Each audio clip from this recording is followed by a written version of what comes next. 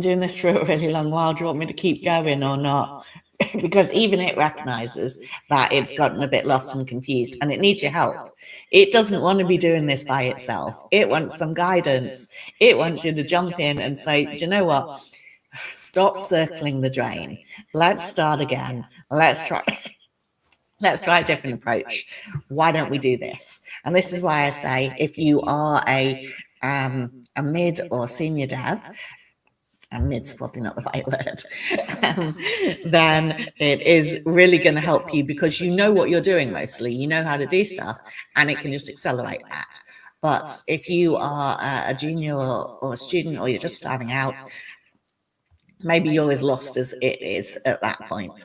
And so you'll want to just like undo a bunch of things, start again, and try to move forward from a point where you both understand what you're doing. Because you know what you're doing mostly, you know how to do stuff, and it can just accelerate. So one of the limitations is if it does that, and you are just using your free Copilot quota, because it's sending so many requests to the prompt, it may run out of your credits. So if at all you have access to it via your work, definitely use that. And if you are a student, you can apply for a full version for free while you are a student. So make sure you do that. Oh, there are like a bunch of settings that you can set up as well. I'll show you those actually just now. So here's an example. This is the settings JSON under the .vscode directory. You can do this in VS Code, or I've actually done that in Codespaces. And so there's a bunch of settings in there, which like a bunch of settings that you can set up as well. I'll show you. They allow a per project. So here's an example. Opening your this is the settings JSON under the .vscode directory. You can do this in VS Code, or I've actually done that in Codespaces. And so there's a bunch of settings in there, which like a bunch of settings. So they might be controlled by extensions. I have just put at the bottom a link that Aaron asked me to add in. Just use just JSON under the .vscode directory. You can do this in VS Code, or I've actually done that in Codespaces. And so there's a bunch.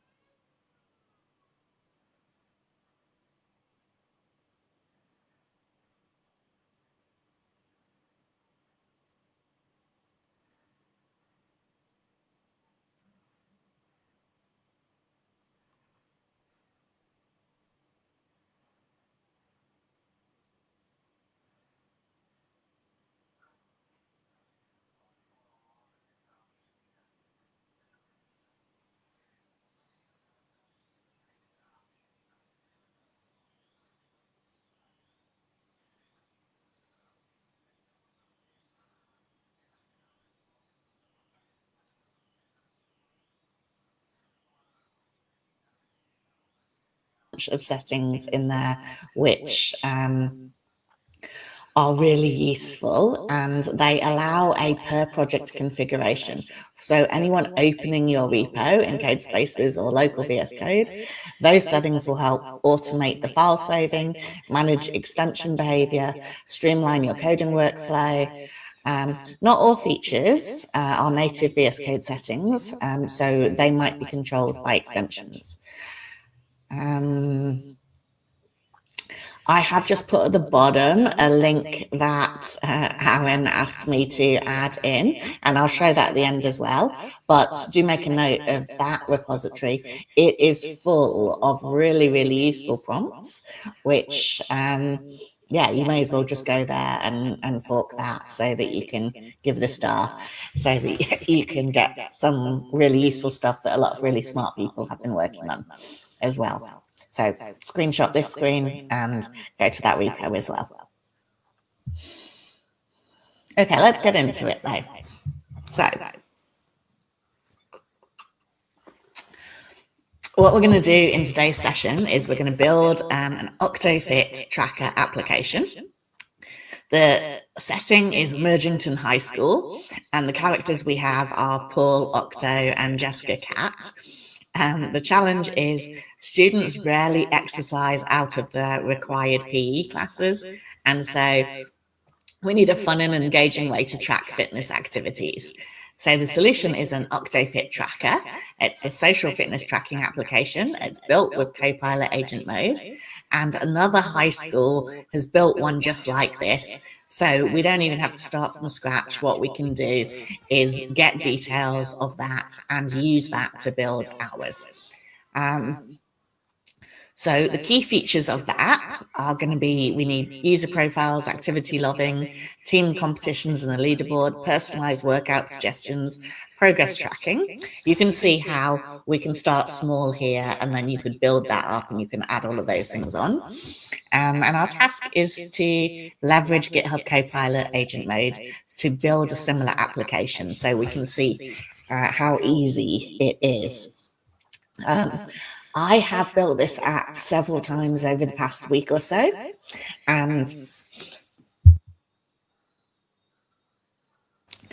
I will tell you, it is sometimes it is super easy to build, and other times it is not. However, I do blame myself on it's sometimes more difficult and sometimes not, because all the information is really here. So in the repository, there's a couple of markdown files, And one of them is documentation describing what the app looks like at that other school, all the different parts that we would need, all the different requirements, all the structure, everything is in there. So this is really referenceable, not just by Agent Mode, but also by yourself. And it has the whole story as to how it should work and what it's used for and all of that kind of thing as well. So the information is there and Copilot will be able to reference it. Okay, we're going to start from the beginning. So this is the repository, and I am going to give you a, have I started that? Oops.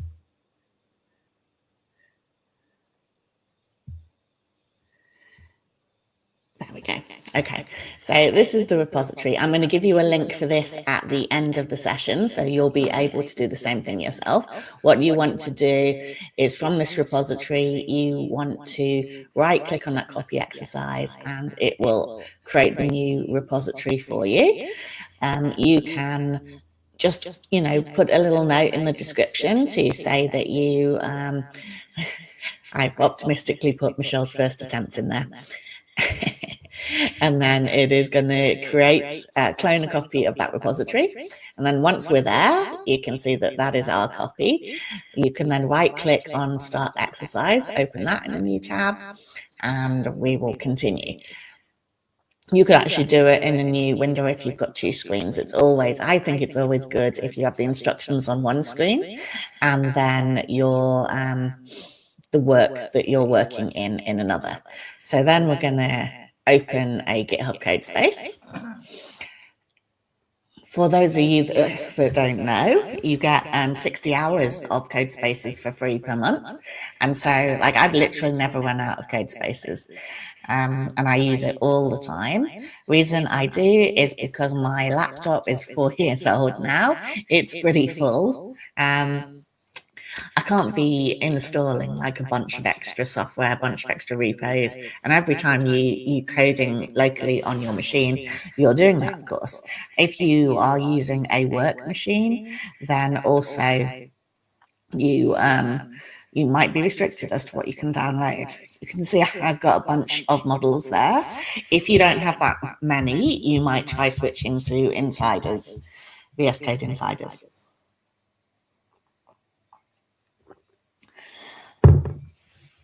Okay, so what you see is that it's opened a whole repository for us in the cloud, and it's given us everything we need. We have our container, we have our VS Code, we have our docs, we have all of our stuff. So we are good to go. And then next. So now we are on step 2, and we are just going to copy this prompt. And we're going to paste that into our Codespace and ask Copilot in agent mode to go ahead and create a new branch for us. This I love because I always used to get confused, forget what are the different Git commands, and I would spend some time looking them up or asking for them. Whereas here, I can just say, do that for me, you know.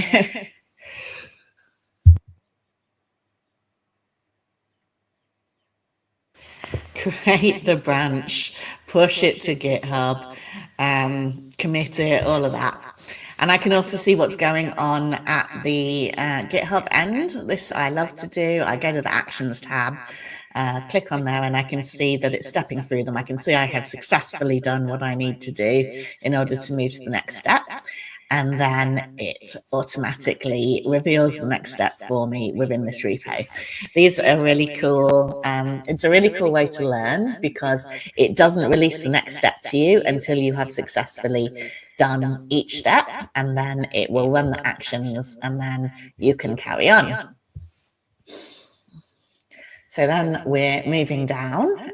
We're building the full stack app to track fitness goals for Mergington High Schools and it was inspired by the Mona High School fitness tracker. So step one is creating that directory structure. So we start by asking it to create the main folders, the Octofit tracker, the back end, and the Octofit tracker front end.